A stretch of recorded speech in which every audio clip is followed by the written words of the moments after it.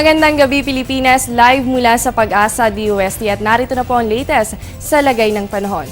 Mga kababayan, patuloy pa rin po natin binabantayan itong si Bagyong Mario na nasa loob ng ating area of responsibility. So bago po muna tayo magsimula ay magkaroon muna tayo ng konting recap patungkol nga dito kay Bagyong Mario. Matatandaan po natin na noong September 17, yan po ay namataan sa layong 1,070 km east ng Visayas bilang isang low pressure area at kinahapunan po ay pumasok na ito ng ating area of responsibility at yan po ay nasa kategoryang tropical depression na merong pangalang Mario. Namataan po ito sa layong 740 kilometers silangan ng Borongan, Eastern Samar. At kahapon po, September 18, ay tuluyan nga lumakas ito nga si Mario bilang tropical storm at namataan naman po yan sa layong 460 km east ng Katarman, Northern Samar. At kinahapunan din po ay nag-move o tumuloy pa po yan papunta nga Infanta, Quezon at namataan po yan sa layong 576 kilometers. Sa ngayon po, patuloy pa rin natin binabantayan ito nga si Bagyong Mario, no? At 11 PM nga ngayong gabi po yan ay namataan na po ang sentro nito 99 kilometers northwest po yan ng Lawag City sa Ilocos Norte. Taglay pa rin po nito ang lakas ng hangin na nasa 75 kilometers per hour at ang gustiness po nito o yung pagbugso ng hangin papalo po yan sa 90 kilometers per hour. Samantala, nagbago po ang kilos nito. Yan ay kumikilos na pahilaga at sa bilis na lamang na 17 kilometers per hour.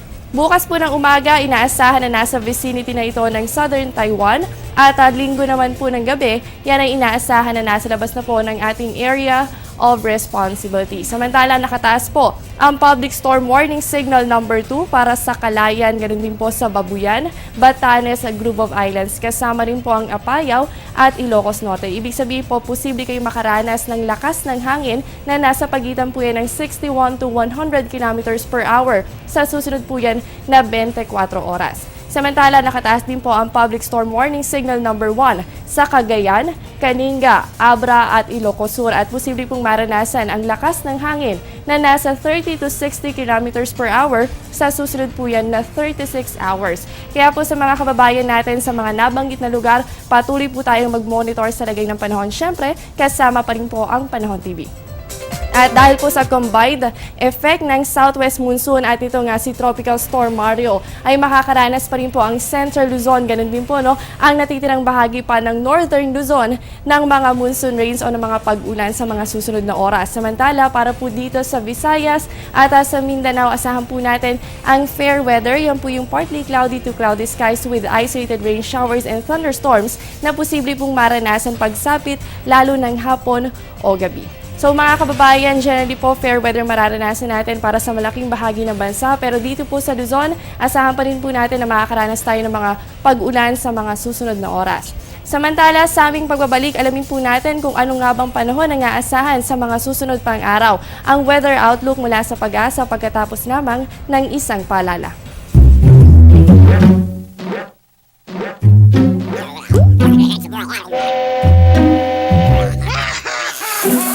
Worried kung nasaan ang package mo?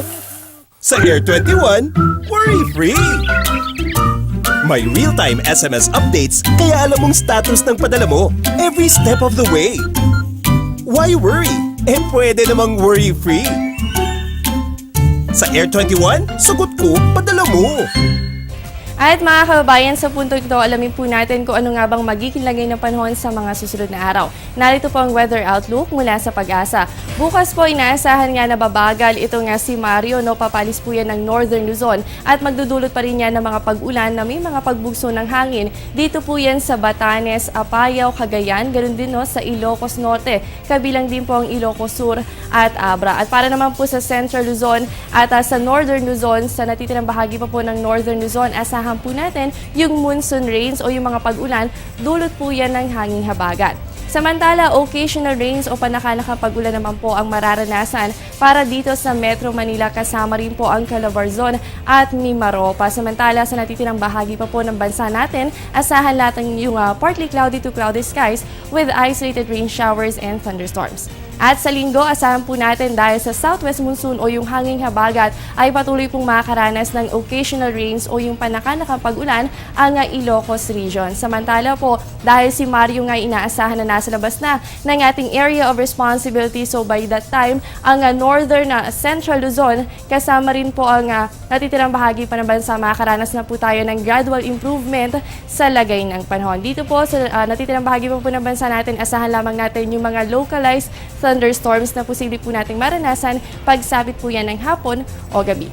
At sa September 22 hanggang 26, yan po ay next week. Ang buong bansa po natin ay makakaasa na sa fair weather condition. Yan po yung partly cloudy to cloudy skies with isolated rain showers and thunderstorms na posible pong maranasan, lalo na pagsapit ng hapon o gabi.